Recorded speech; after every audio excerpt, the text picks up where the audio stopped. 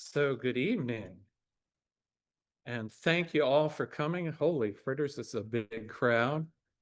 I just didn't guess that dresses were so interesting in Hopewell. I'll admit dresses are not my core competency, but I'll fuddle through it in the middle here. So anyway, so the topic tonight is what the heck is this building doing north of Hopewell, up on the Sourland Mountains in a empty field? Good question. The title of the talk gives away part of the answer. It was a dress factory, but it doesn't look like a dress factory. So what's that all about? So we'll explore those kinds of questions and we'll do an investigation. So we'll go along figuring out about this family and this place, and we'll go through a chronology using various sources. So you'll get to see the sources that contribute to understanding this, which sort of makes this all more fun. And some of them are wildly different than things that I've used before, so it was particularly fun for me as well. But as Asher mentioned, this is really a prototypical Hopewell story. You have a family that come to Hopewell. They're hoping that this is a friendly, welcoming place. They can build a house, put down roots, grow a family, and as entrepreneurs, they can start and run a business successfully. And not to give away the ending, but this worked out very well for this family. So let's explore this. But first, a not so subtle hint here, since I have you all here. Does that help? Yeah. Good. Great. So our problem is that our history is disappearing. People are throwing stuff away in the dumpster, in the trash. There goes the attic, there goes the cellar, that kind of thing. And so we have the three sponsors tonight, the library, the museum, the Historical Society, who are archiving materials and sponsoring events like this. And then there's another project, which I've been driving, the Hopewell Valley History Project. And our goal is just to grab up as much history as we can, digitize it, and get it online. So it's freely shared online, fully accessible online, and you can get at it. And so in the past 6 years, we now have materials from about 160 individual contributors, many of whom are here today. And up on that website, which conveniently is listed at the bottom of every slide here in case you wanted to take notes, Hopewell History Project, are about 5,600 files, documents, maps, images, videos, etc. There's an interactive history map. So follow us on the web, on the blog, on Facebook, YouTube, etc. Please. Thank you. Also, because of all this information becoming available, I've been able to write about 40 history briefs, research reports, including one on this place. And from that, I've done 8, actually now 9 presentations. So all of this will be up on the website. Give me a day or two, please. But the video of the talk, the slides, and the research report will all be up there, okay? So please say that help us. So if you have stuff, if you know stuff, if you know somebody who has stuff, documents, maps, physical objects, whatever, we will come, photograph it, scan it, digitize it, share those digital files. You get the digital files back. And if you're done with those materials, some people are, some people aren't, we can help transfer them to an appropriate archive, like the museum, the Historical Society, and the library. So that's the pitch. Thank you very much. I have you, I might as well do it, right? So here's the mystery. So any research project starts with a starting point of some point. And so what do we have? We have a building. So one possible answer to finding out more is you go look in deeds, and we can do that, and we can go back and find the deeds for the property and find out who owned it and when they owned it. So that starts to give us information. But here in Hopewell, we have another tremendous resource, the community of Hopewell. And people know stuff. There's vast amounts of memory here in this place. So locals do remember their mothers, or we have at least one grandmother, working at a dress factory up here. So now we know it's a dress factory. It's more than just a building. And they may have other information. They have photos, they may have records. So this photo in the bottom right is the first photo that I found from somebody who knew something about this place. And we'll come back to this over and over again. But what you see is the same building from about the same angle, but on the photo on the right, there's something else behind there. Uh-huh. Okay, so that's a clue. So at this point, what I typically do is try to figure out the people. I want a genealogy. I want names, locations, full names, family members, and dates, birth and death dates, because now I'm going to go search online. I'm going to search at Ancestry. I'm going to search at Family Search or Find a Grave, and I want to find the right one. These people are named John and Paul and Ralph, and you find many, many hits. There is a Ferranti who's a musician out there, and they gave their children's the names of aunts and uncles. So you're going to get confused unless you sort of figure this all out. So that's the goal as you get started in a project. Another way to get started is aerial imagery. And it turns out New Jersey has some great aerial imagery from the 1930s on. So if you want to know when a building appeared or when it disappeared, that's where you look. This image is actually from a commercial site, and it's better than you typically find in the Jersey aerials. And so what do we see here? We see Wurtsville Road on the right. We see a driveway going around two buildings. The building in the center is the building that we're familiar with that's still with us today, and that turns out to have been the house. And then the building in the back is the factory. And so we'll see more of that in photos as we go along. And the factory is roughly a T shape. It is separated from the house. There is a gap in between. And so as we look at photos, we'll see that from different perspectives. The other thing you may find, if you're lucky, is the first document that mentions this family, and that's their immigration record. This is their passenger arrival manifest in October 1914, arriving on a ship from Sicily. And I'll talk about these names more in just a second, but I've broken them down into three groups here. The top are the two parents. The number on the right is their age at arrival, so their parents are both around 30. They have three children, ages 2 to 9. And then there's one more family member who came over with them.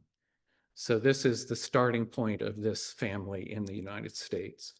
Why did they come to the US? The family story is that they did own a business in Sicily.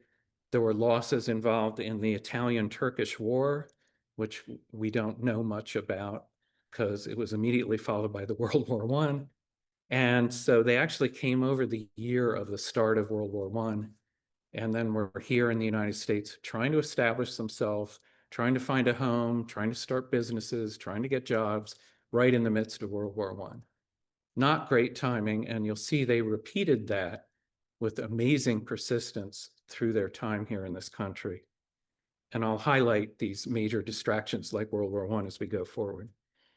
So here are the names. So this is the names as I worked it out. So we have the names on the left, the age. This is age of immigration. So this gives us a relative gap between people, and then the birth and death dates. So the names, we have two forms of the names. We have the original Italian name, and we have the Americanized name. I'm going to use the Americanized name tonight because that's the name they used. All their official documents, all their public life in Hopewell, they used the Americanized name. The only exception is Ralph, who also used Rosario as well in this country, some, but not regularly. And the other thing you'll notice as we go on is the names are sometimes spelled wrong, the dates are sometimes wrong, the ages are sometimes wrong. So you have to be careful as you look in records and accommodate for that. So who do we have here? We have the two parents, John and Angela. So I'll talk about the parents, and that's them. And then we have a bunch of children. So the first four born in Italy are Jack, Maria, Ralph, and John Jr. So sometimes I'll say John Jr. and John Sr. And unfortunately, Maria died young in Italy. So the immigration records that we just saw had three children, the three surviving children born in Italy. And then there was one more child, Mary, the youngest, and born in the United States. So I'll talk about the two parents and the four children, by which I mean the four surviving children in America, who were living with the family and involved in the business with the family. And you'll see a deep interconnections there. So how do you find this stuff out? You go to Ancestry or one of these other sites and you find original documents associated with these pieces and you piece this together.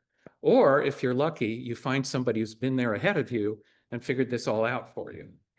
And that's what this bottom is. So at the bottom, we have the Ancestry.com family tree record for John Senior Ferrante. And what do we have here? The left column is his timeline. He's born, he's married, he has children, he immigrates, etc. And as you click on each of those, it links to the center column, which are the sources. So this is the census that proves this. This is the birth record that proves this. So you don't always believe these things. You need to double check these things, and you want to drill into the sources anyway to find what else is in there. But this is a great start. And we'll thank the people who did this on the next page. And then on the right is the family tree, basically. So it's John, spouse, children, parents, and you click there and you go to an associated page. Okay, so this is how you get started and start digging into things. Even better, we have family photos. So these are not just names on a piece of paper. These are people that we can now recognize, which is just amazingly wonderful. These are thanks to Paul and Linda Ferrante. Paul is the son of John Jr., grandson of John Sr. And so we have a bunch of family photos here. Top right, those two are John Sr. and Angela. On the left, somebody else, Mary, somebody else, and John Sr. And on the bottom, all the way on the left, you now sort of recognize that's John Sr. On the right, sitting there is Angela. And the bottom, in the center of that picture is the John Jr. family. And then we have some photos of 3 of the children with their spouses. So we have Ralph and his spouse have a plane. He's still in the Air Force, for example. Then we have John Jr. and Anna. We'll see more about them coming up. And then we have Mary, who married Murata. And this is her and some children by the side of the building, which you sort of recognize now. So we don't have tremendous establishing shots of this site, but we have a whole bunch of views that show different things. So you'll see that coming up.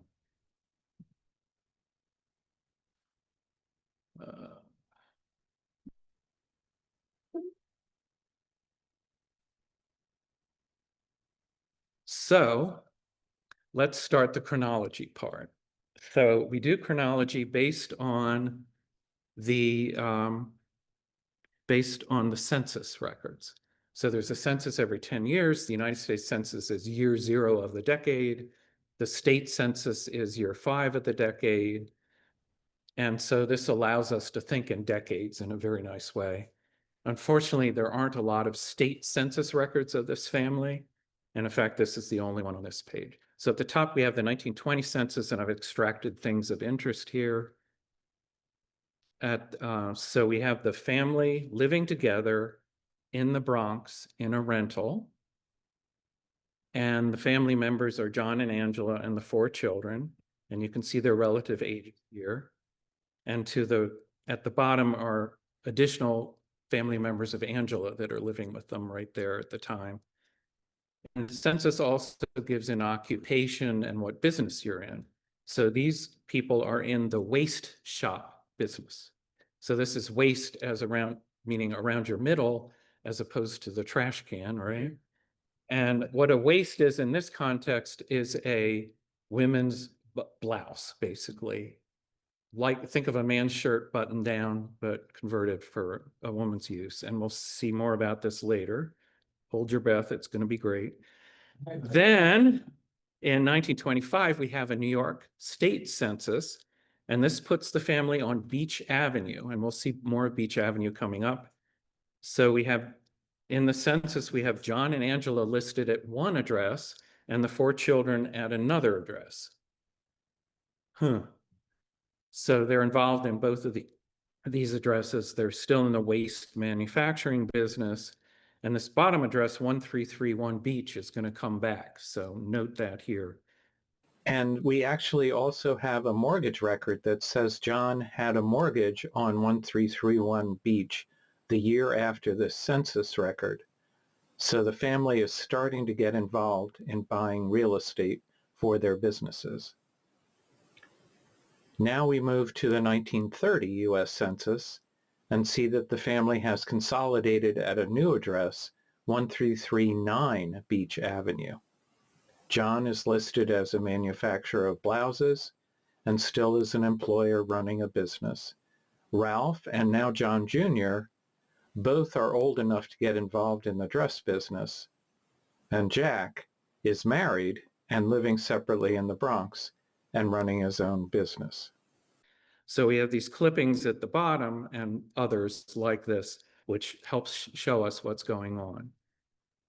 So at the top, 1339 Beach is a house that they own. So they had a mortgage on a different address, and now they own 1339, and its value is $20,000. So what do we see in these clippings? So in the bottom left, we have a help wanted ad, ladies' dresses, experience in underwear, Ferrante dress at 1331 Beach. So the house that they were in 1925 that they had a mortgage on is now a factory for them because they're living elsewhere on Beach. These are all near each other on Beach. And in the bottom, this is a New York manufacturer's directory. So you can imagine how big it is. And there's a tiny entry for Ferrante that says they're at 1331 Beach. And there's a series of these directories you can find that confirm that over a decade. Excuse me. Then the top clipping on the right is hiring help for negligees and pajamas at 1339 Beach. So that's the same address that they're living at according to the census record. So this is not surprising. If you look at those houses now on Beach Avenue, they're 2 or 3 stories, right off the street, garage. The bottom floor is a garage. So you can easily imagine setting up a business in the bottom floor, for example. The other interesting thing is who's hiring there. The hiring person is Mary Ferrante. In the 1930 census, she was 13 years old. At the time of this ad, she's 16. Well, that's the age her older brothers went to work, and she's going to work too. And you can see she's deeply involved in this company for a long period of time. And then at the bottom right, we have Jack Ferrante, the son who is running his own business, and he says here, Jack Ferrante Dress Company, Inc. He's incorporated his own business, and he's running it at a separate location. So stuff's happening, okay? So at this point, let's take a timeout from the chronology and talk about clothing and dresses. So to start off here, where are we coming from? We're coming from the 1800s. And you think Victorian period and Victorian dresses, ruffles, many, many layers, stiff underneath and all that kind of thing. But the important thing is, from our point of view, this is handmade, custom made, hand sewn originally attire. And so it's a lot of work to make. You can't make it by yourself. Somebody else has to help you fit it. And you can't even put it on by yourself because it opens down the back and you need somebody to help with that. So at the time, we're talking mid to late 1800s, almost all clothing was made in the home. The woman was the home manager, and one of her jobs, because women sewed, was to create, repair, and alter clothing. And this was an endless task, absolutely endless. So we have the program book over here from an exhibit the DAR, the Daughters of the American Revolution, did about sewing. And to examine this question, they read a bunch of diaries of women and reported how many days a month they reported sewing. And it was at least 5 and up to 25 days a month or more that people were still busy sewing. It's the end of the day, you can relax, so you pick up your sewing, right? Just great. And then the Godey's Ladies book in 1860 reported that making a dress, depending on the fabric, was 8 to 10 hours of work. And making a man's shirt was a similar kind of number, actually. So this is a vast amount of work. So we have rather uncomfortable clothing that's difficult to make. You have vast amounts of time being spent making clothes. One major change to this situation was the development of the sewing machine, what Godey's Ladies book called the Queen of Inventions, the single most important development that improved the lives of women. Because that dress that took 10 hours to make now took an hour or less to make. 10 to 1 savings in time. It's just fascinating. It's just overwhelming what was possible here. And through the work of people like Mr. Singer, the sewing machine through the second half of the 1800s was enhanced, productized, consumerized, and made a viable product. And you see the picture from 1912 down here at the bottom. So that's a Singer sewing machine, very much like what we're familiar to. And this, of course, led to the development of paper pattern books and catalogs and patterns and magazines and things like that. So you're sewing, but you're sewing things that you may have a pattern for. And hopefully what you're sewing is not as complicated as a Victorian dress. So we come to the demo portion of this program. So there were amazing social changes in the 1900s. World War I, Great Depression, World War II, the suffrage movement. Women were out and around, they were in public, they were in the workforce. They needed clothing that was more practical and less restrictive. So the first step in that is the waist, as in the waist factory we were talking about. So it's a button-down blouse, basically, derived from the idea of a men's shirt, but embellished, but still very interesting. So our first demo today is Nancy and John Kennedy. So Nancy's in a suffrage outfit today, which is this idea of a waist. Yeah. Yeah.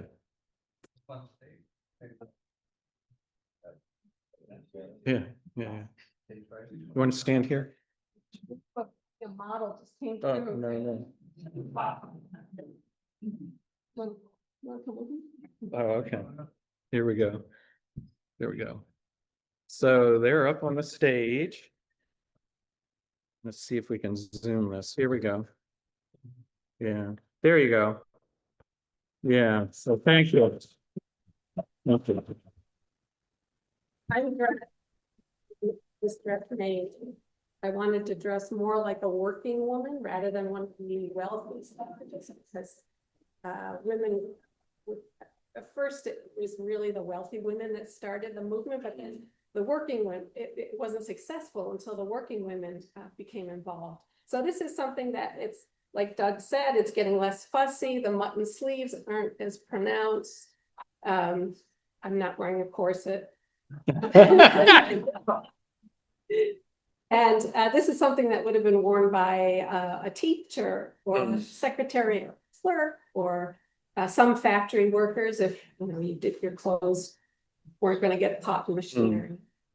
And the other interesting thing about my clothing is this sash is historically correct. The woman who made the sashes for the Broadway show Suffs made this sash. And it's historically accurate. Great. And this is my suffragette husband, John. Yeah.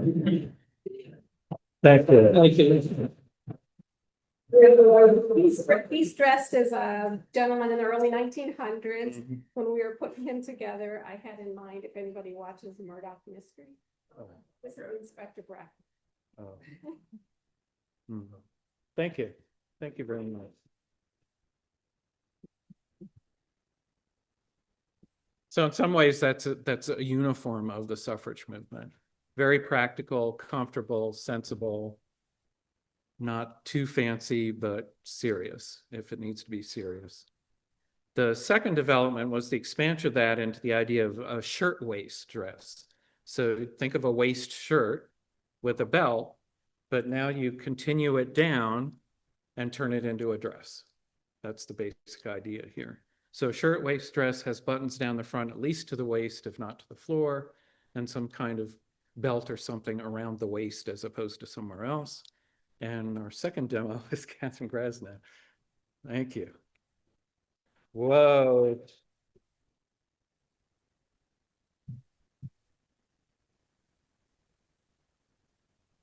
This is a 2-year-old dress from Talbot's, but it fits the bill. Yeah. It's all the way down.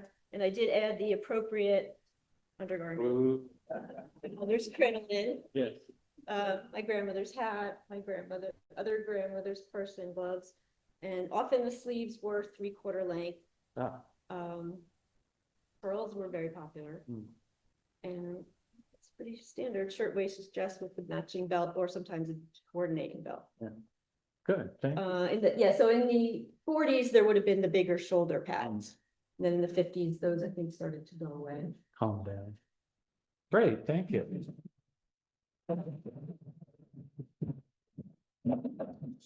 So this is what was happening in women's dresses that allowed people to do dress factories. And so what were the Ferrantes doing?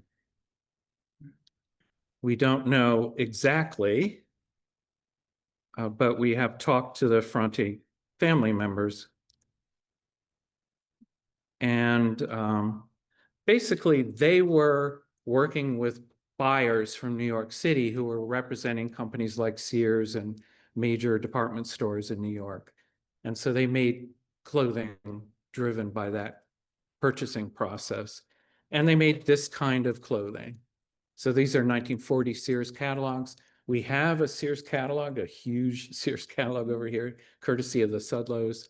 And it's just fascinating, all the stuff in there, including menswear and women's wear and hardware and all that kind of good stuff. So it's just wonderful. So these are house brand Sears clothing. So this is presumably the kind of stuff the Ferrantes made. And I'm not going to go into the details, heaven forbid. So the question now is, how do you manufacture this kind of stuff? So one answer is it's the industrial age. So you get this huge steam-powered machine and you feed in bolts of cloth and dresses pop out the other side. Doesn't that sound good? Well, that's not going to work. You look at a dress and you think about how you have to make that. It's a three-dimensional object. It's ruffled in all kinds of ways. It has all these additional parts that you add on, sleeves, collars, etc. It's just too much. How do you make it? People sitting at sewing machines is how you make dresses. Okay, it's the industrial age. We'll build a huge factory. We'll put 100 sewing machines in the factory and we'll put them to work and we'll make an assembly line. What a great idea, right? That is exactly what happened in Hopewell. So do you recognize this building?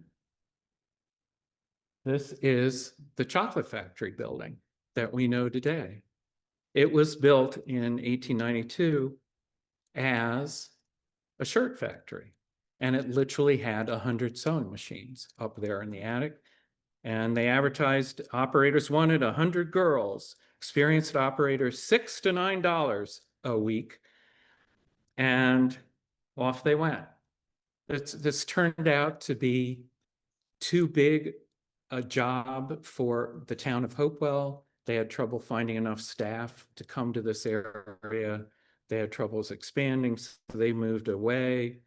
This was repeated by the Belmead Suites company, which came into the same building. They started in Belmead, that's too small. They came to Hopewell, decided that was too small, and ended up going to Trent.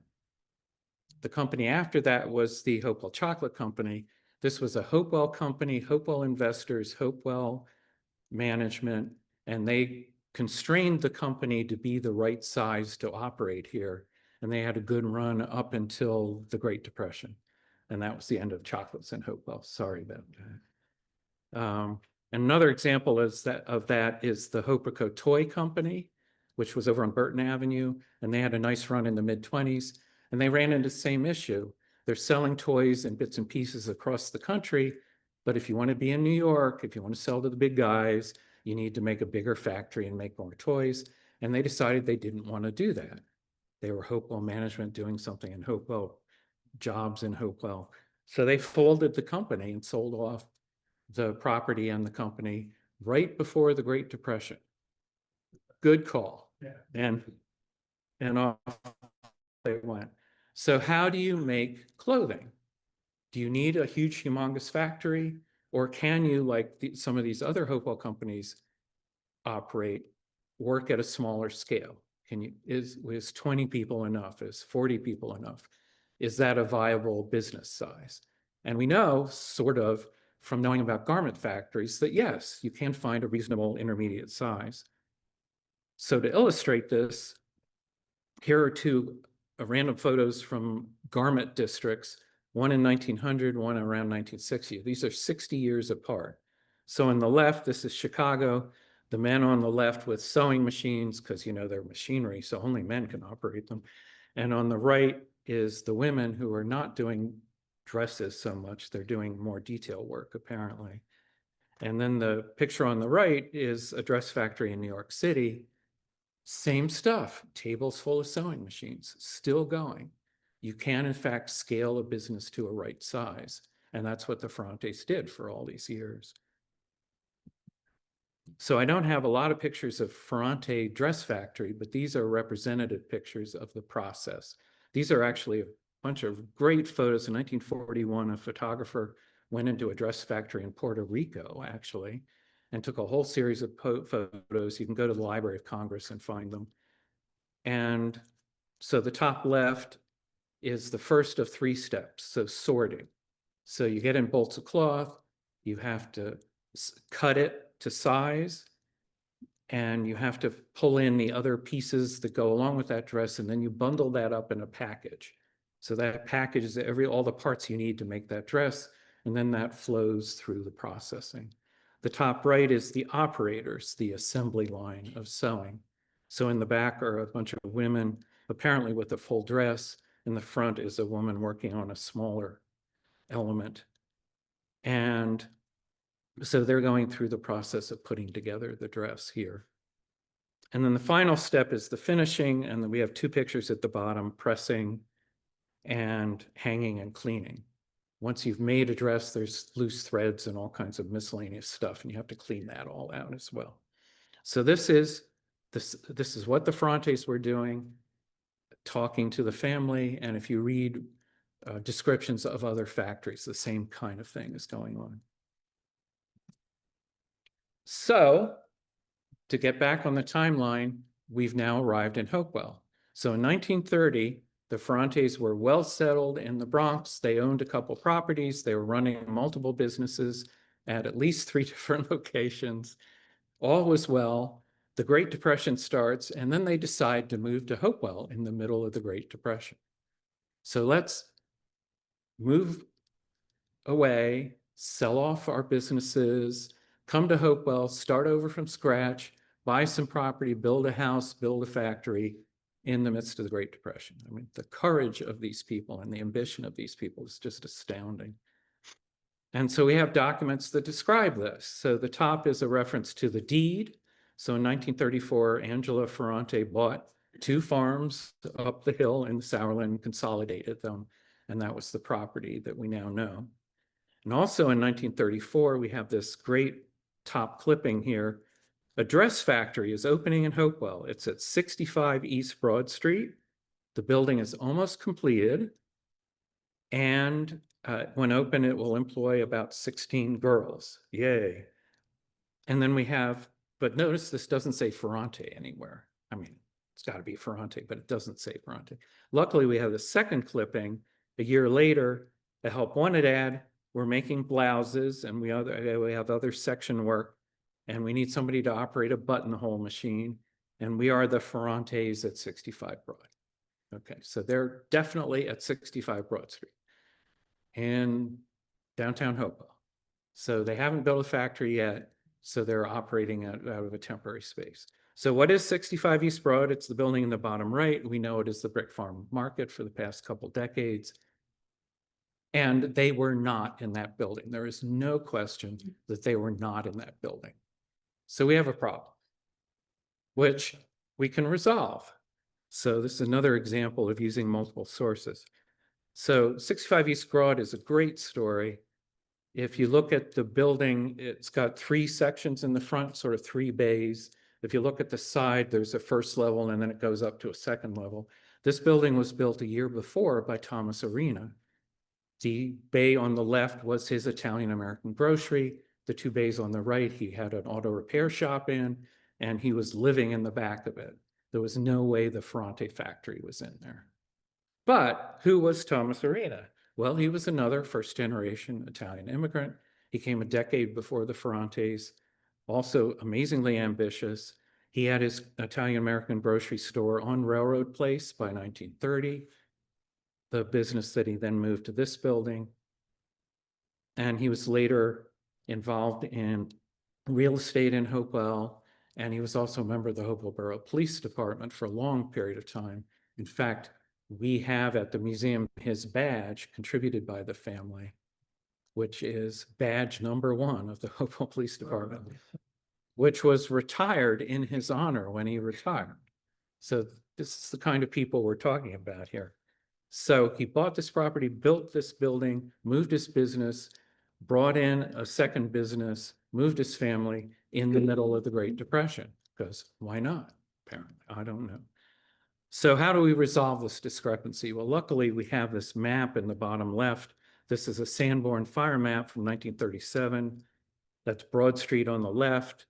The pink is the brick building that we see, restaurant on one side, auto repair shop on the other. And in the back, is this blue building that's labeled dress shop. So apparently fellow immigrant Tom Arena worked out a deal with the Ferrantes to possibly even build this building for them so they could operate out of there. So that's why you have lots and lots of sources in order to figure out this kind of stuff.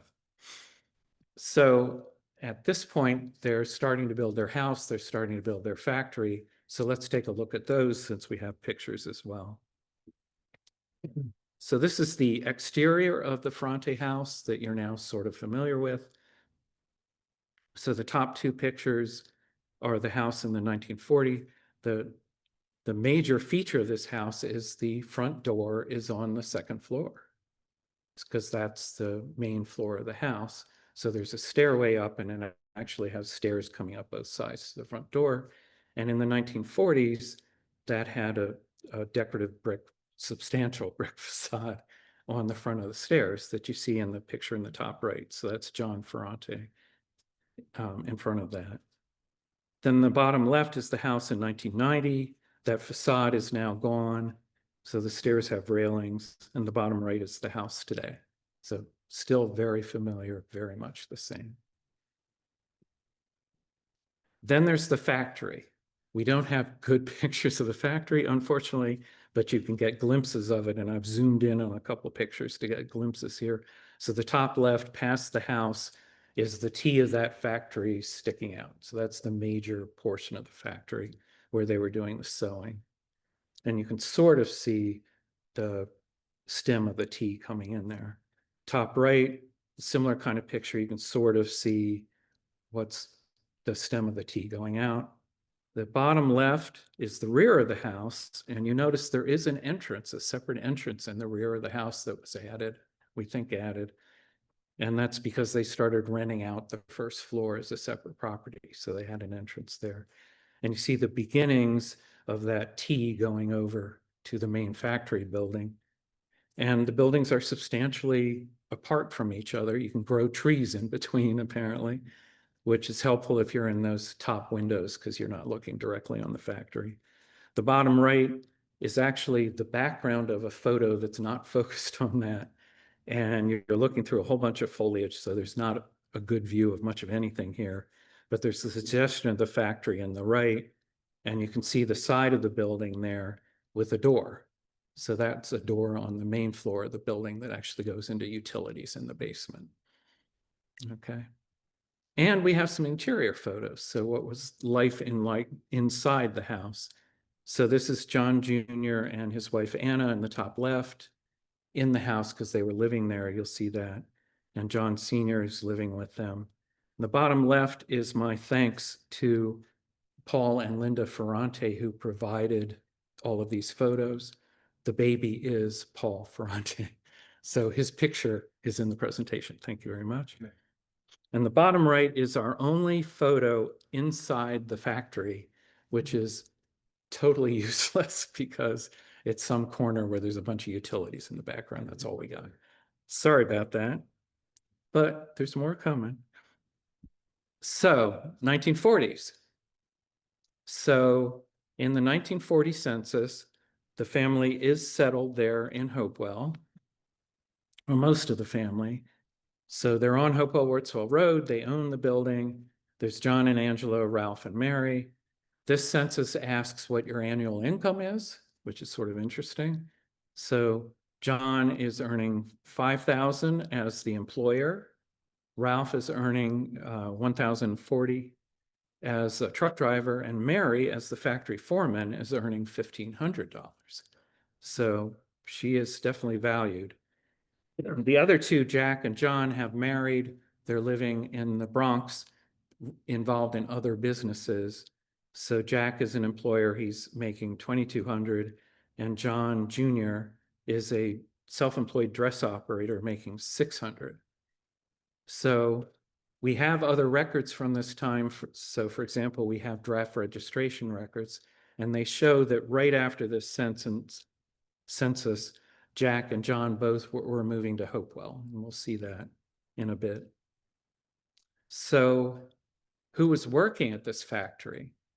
Well, we know from talking to people locally, mothers and grandmothers are remembered as working there. If you search for obituaries, you'll find the obituaries mention she worked at the dress factory. So this was an important part of her life. And we also, the Historical Society has oral histories that talk about that as well. And it's a non-trivial hike from downtown Hopewell up there. It's only 4 minutes by car, but uphill all the way if you're walking. So there are memories of John driving downtown and picking up people and taking them up to the factory. Also, the bus came in from Trenton, so there were people coming in from outside of town as well. And so now we get into business issues. So this is an area of documents I haven't really covered before, so it's been sort of fascinating. The Ferrantes ran into what it's like when the government starts paying attention to you. And what the government did was they kept records, they produced reports, they had regulations, and then they came after you.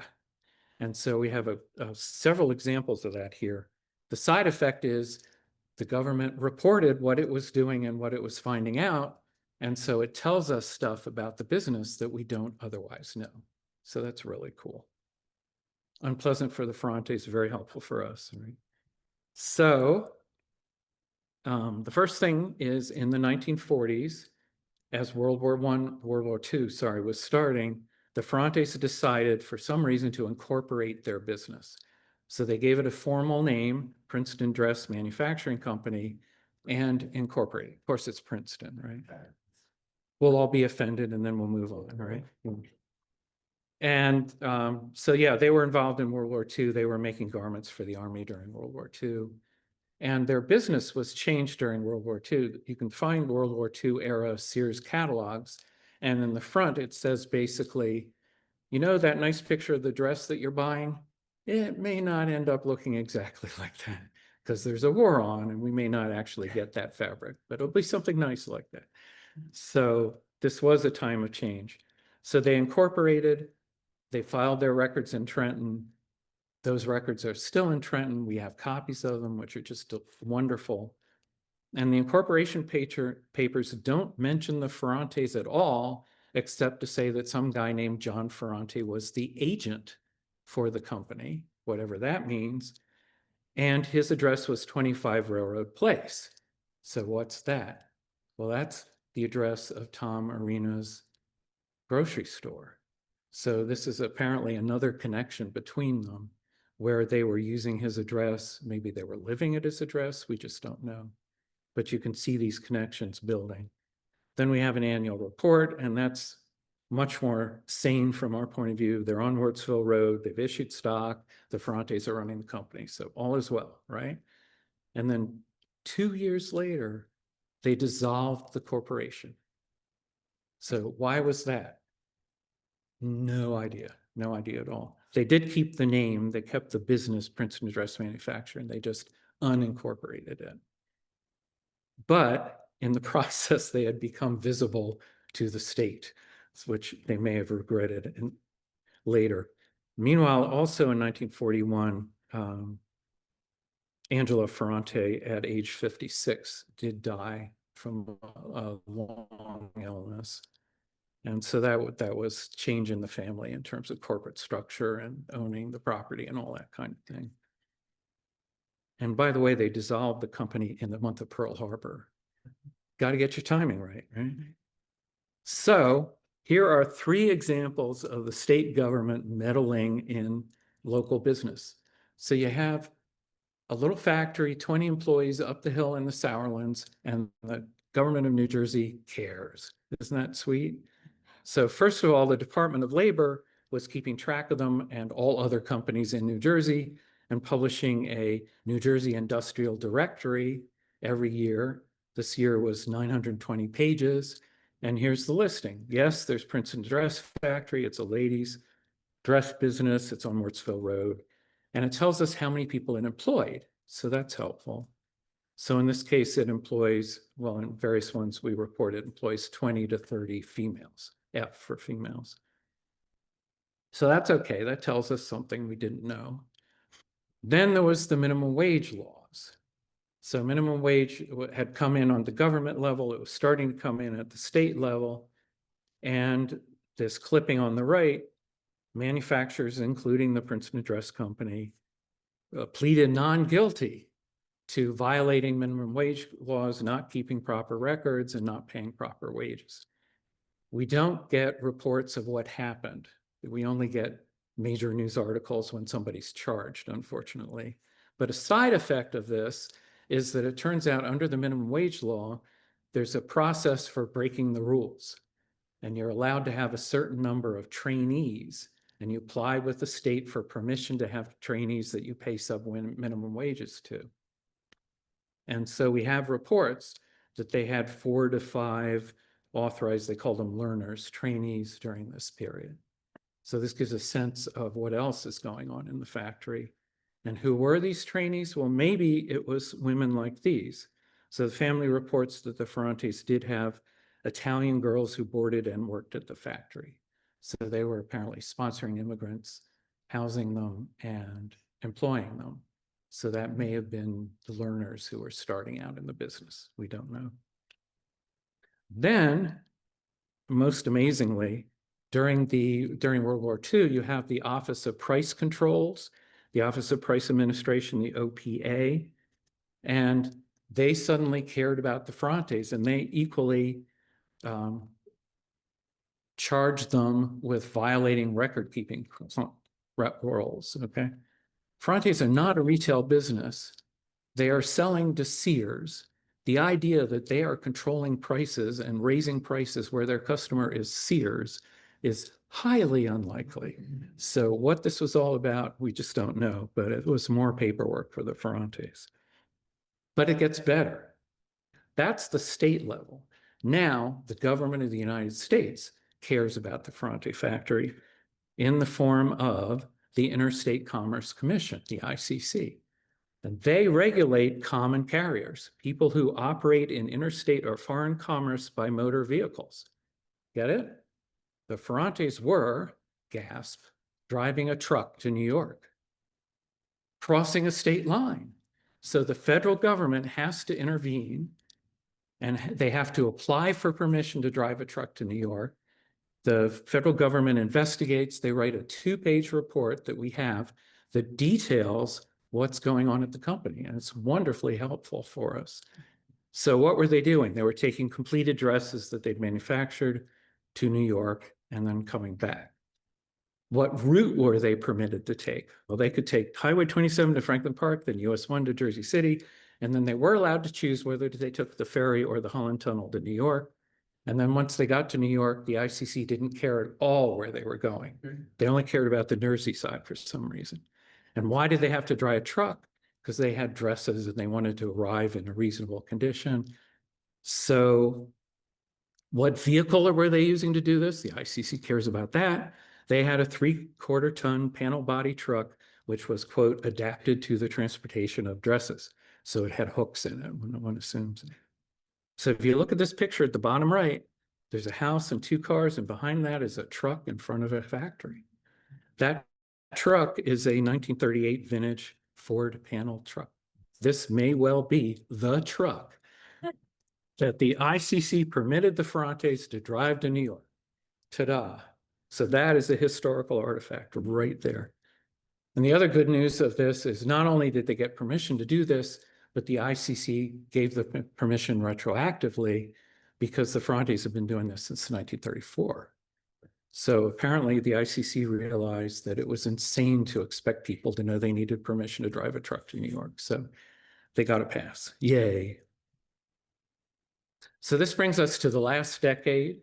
So this is retirement and a changeover at the company. So I'm finishing along here. So in the 1950 census, John Ferrante had retired. He was widowed, and this says unable to work. And that's because he had a stroke around this time. And so John Jr. and his family were living in the house, as we saw in the pictures earlier. And the other 2 children, the other 2 male children, were here in Hopewell. Ralph married and Jack married with children, and they all listed their business as the dress business. So the children had come home, particularly the oldest son had come home to help run the business. And part of that was because Mary had left. Mary married, excuse me, Ralph Murata, and was actually back in New York with the family in New York. So the company kept operating. So this is the transition period for the company. So in 1953, we have an article, the company's going strong, it has 30 workers, everything's fine. In 1954, John Ferrante Sr. died. In 1956, Ralph acquired the business and the company from his siblings who had gotten shares as the parents died. Because at this point, there were only the 2, Ralph and Jack, left in Hopewell. The other 2 had left the area. And so at that point, it didn't make sense to try to have a joint effort to run the business. So Ralph took over the property and lived there, and Jack split off the business. So he started a new business called the Columbia Dress Manufacturing Company. Same business, same employees. He took the employees with him, same customers, but now he was operating in a different place. He was operating out Pennington Hopewell Road here. You go out, you come to Stony Brook Road. Just before that, there's an apartment complex. That was the building that Jack was running his business in. And he ran that business there for another 6 years. He was then involved in a major accident and retired. So this continued to be, this 20, 30 person business continued to be a very viable business up until the mid 60s, which is really sort of fascinating. And he was turning out 800 to 1,000 dresses a week from that factory, which is hard to think about. And thanks to his son, Ralph, for providing this information as well. So meanwhile, what was happening here up on Wardsville Road?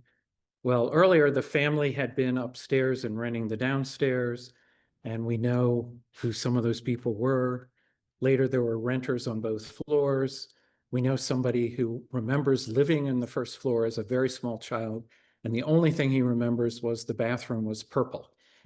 So that was a vivid memory.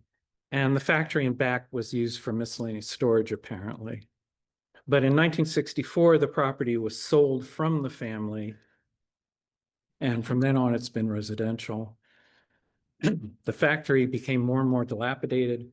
People remember being in there. Children remember playing in there. So there were some sewing machines, some cloth, some papers, lots of buttons all over the place, apparently. But eventually, around 1996, it was just totally gone and was still demolished. So that's why you don't see anything there anymore. But to get back to the question that started the presentation, can you come to Hopewell and find it a great place to live and a great place to run a company? The answer obviously is yes. So the Ferrantes have stayed in this area for multiple generations, parts of the Ferrante family. They're involved in the schools. They were involved in St. Michael's. They donated curtains and drapes to St. Michael's. They were involved in social and political groups, elected to officers in these groups. Ralph ran for mayor of Hopewell. And Jack then went off and did his own business. Ralph actually joined the state and worked as a state inspector, looking at companies from the other point of view, apparently. So that was the transition period for the company. So I have a bonus for you here. These are family photos that just showed up this afternoon. You're welcome. Ooh. So top left are Jack and Rose. These are Jack's sons' donation. Thank you.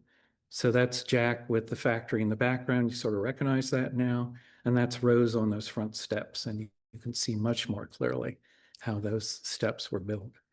And the top right is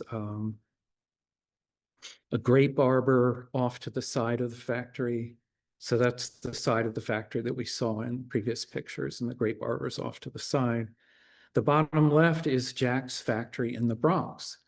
So this was before he came to Hopewell, came back to Hopewell. And that's how he ran his business there. It's rows of tables with sewing machines. Sound familiar? And that's how you run a business. And the bottom right is a great interior photo of Christmas at the Jack's factory at Columbia, the Columbia business. And this is actually the sorting room that they used in the first step of the operation. They set up as a Christmas party. And you can see the mix of people working there. And they're happy, at least for this photo. What can I say? So thank you very much. That is the Bronx story.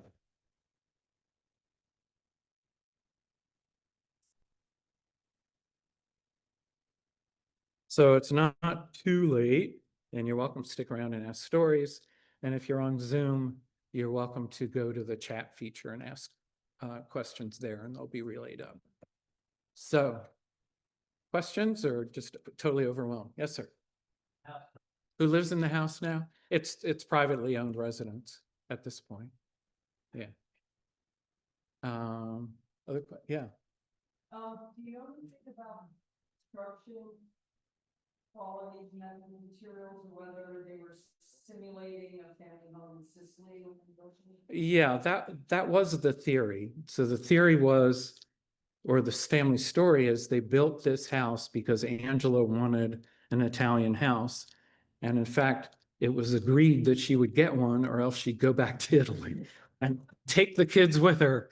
So yes, it was designed and built with that premise, absolutely. The specific details of the construction, I don't really know, unfortunately. No.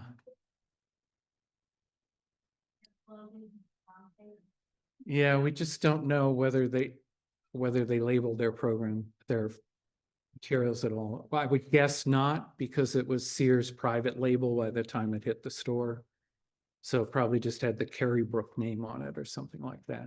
So we don't have dresses that they made or clothing samples or anything like that, or pictures of people wearing Ferrante clothing, unfortunately. Yeah. Anything else? Yeah.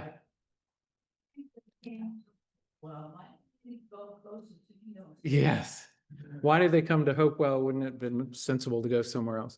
Apparently they knew the Hopewell area because they had family and friends here, and they liked being up there on the Sourland Mountains, which you can't necessarily get in White Plains or something like that. So driving back and forth to New York for an hour was the cost of doing business, and it seems to work fine for them, which was sort of interesting. Yeah, I mean, they had a great run. Hi. Does anyone know where the textiles came from that were used? Yeah, where did the textiles come from? Well, as I said, they went through buyers in New York. So Sears, right. Well, Sears would say, I want these kinds of dresses in these sizes with this material, with this embellishments on it. So that all would show up as a shipment that they would then make the dress from. So the materials were driven by the customer. Yeah, absolutely. Mhm. Anything online, Bob? Yeah. It says the end of business on Hartsville Road, 1957. She's asking where on Hartsville Road. Oh, I'm sorry. Yeah, so this house, you go across the train tracks, you go up North Greenwood, it turns into Hopewell Wurtsville Road. You keep going, you sort of peak the Sourland piece of the Sourland there. Yes, the mountain, right. Then you go back, you go past Featherbed Lane, and it's past there on the left before you get to Hillbilly Hall. So that's where it is up the mountain. Yeah, yeah. It's a long walk. Yes, thank you. Thank you. Was there another question? Yeah. What is the chocolate factory now? Yeah, it's apartments. Yeah, it's or condos, one of those two. And one is available for stays online as well. You can choose to stay in the chocolate factory if you want to. Yeah, yeah, exactly. Yeah, it's a fun building. Anything else, Bob? No? So I've overwhelmed you enough here? Well, we'll stick around. Thank you all very much. Thank you.